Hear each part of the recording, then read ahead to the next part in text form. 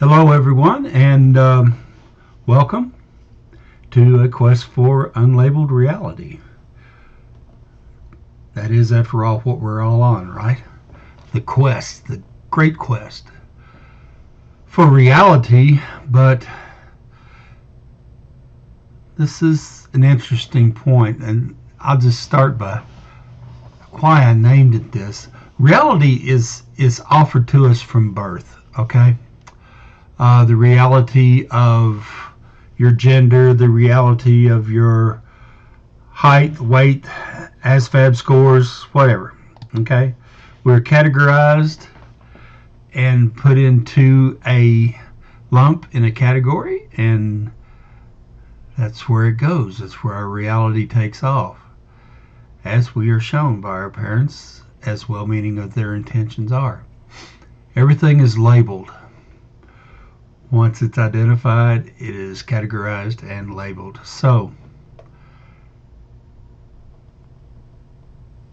where I started, and this began several years ago, looking for the unlabeled reality, okay? The reality that I find like during meditations or shamanic journeys where I interact with the voice that speaks without words. All right? And those realities, as I receive them and interpret them and in time come to understand them, are the realities that enable me to look past the issues that the madding crowd are now so, they're so caught up in, okay? So, to continue on with what I've been posting, is the shaman. What is the shaman? Now, I've posted previous stuff. It's kind of been an introductory, get the thought process going. So, let's challenge what has been not learned, because I'm not putting anything out there to be bought into by its label, right? Unlabeled reality, that's where we're going. So, what is the shaman? As I said before, early on, I followed the Hollywood version of, it was a leather-skinned, dull-eyed, emaciated individual with tattered animal skins across their shoulders that carried a stick with a rattle on it. That was the shaman. And as was introduced to the North American shamans, that very well, okay, that's a label that was placed upon it. And for all intents and purposes, that was the reality. Let's go back even farther, though, and come to realize, perhaps, or I have, is that everyone has the ability to delve into the shamanic realm. Can everyone shapeshift? I can't. Wouldn't want to. I may enjoy being a large wolf and not want to come back. Okay, so no, I don't just. Can everyone traverse to the underworld, the animal, where you can communicate or interact with your spirit animal? Well, absolutely. It takes some effort, and it takes a belief system. Can everyone go to the upper level where you can interact with your spirit guides? Oh, absolutely.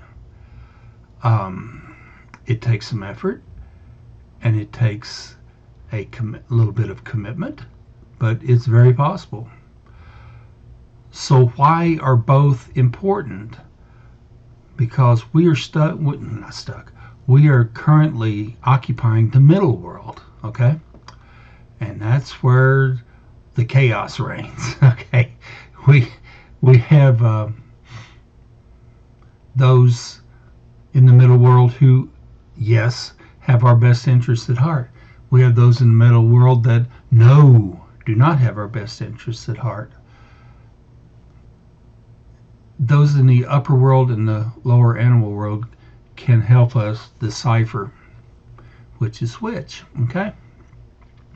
Now, that being said, so old Jack here, he's pushing a new religion. No, it's not a religion. The shamanic arts are not a religion. It's just not. It's an expansion of the ability, the innate ability we all have to be able to conduct ourselves in our world that best suits ourselves and everyone around us. So much has been misconstrued, but a lot of it's not through consideration. Okay, I'm not going to stand back, drop tube on the deck, and fire on the major religions of the world. No, not my intention. Not at all. The shamanic practice is works with any religion. In fact, it was found in every culture. Okay, from the steppes of Russia to the depths of the Ecuadorian jungle. So, yes, how do you recognize a shaman in the unlabeled reality?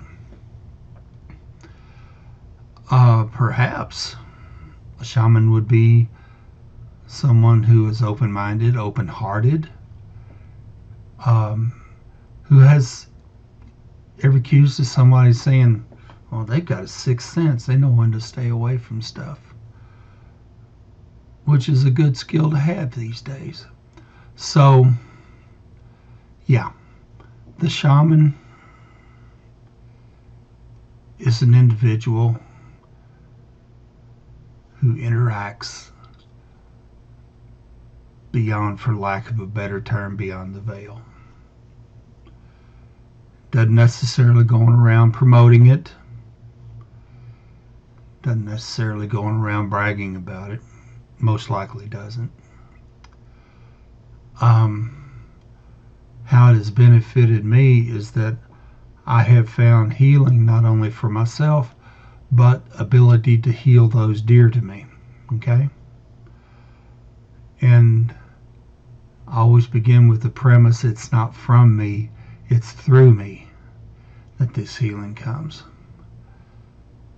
It kind of encourages and empowers the individual receiving the energy for healing to engage the genius of their body, their DNA, to heal. So, see, I'm rambling a bit here. The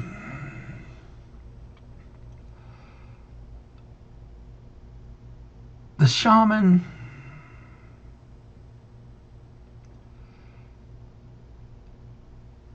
as you delve into this, you will run across different people who present themselves in different ways when they are in the mindset of shaman. I've known people that actually tied their hair up in a certain way and put a feather in it. Okay? I've known those who practice shamanism who used to have a beard, but because of health issue, shaved their beard. I haven't decided whether to grow it back or not. I might. So the shaman, as you go further into this, if you choose to, as you investigate and learn more, you will come to your own way of identifying. Okay. I would appreciate if on the YouTube the quest for unlabeled reality, leave a comment or leave a like or share even. Okay, get the word out. That promote as you see fit. Okay, and I am working on a website, a.com, called A Quest for Unlabeled Reality, of all things. Imagine that. And so this continues to grow, and I'm not having to force anything, even learning the ins and outs of video programming and rendering and whatever. So anyway, the shaman. That's a few thoughts, a few rambling rants on what the shaman may be. There'll be more. I'm sorry, there will be. So anyway, namaste. Let's drive on.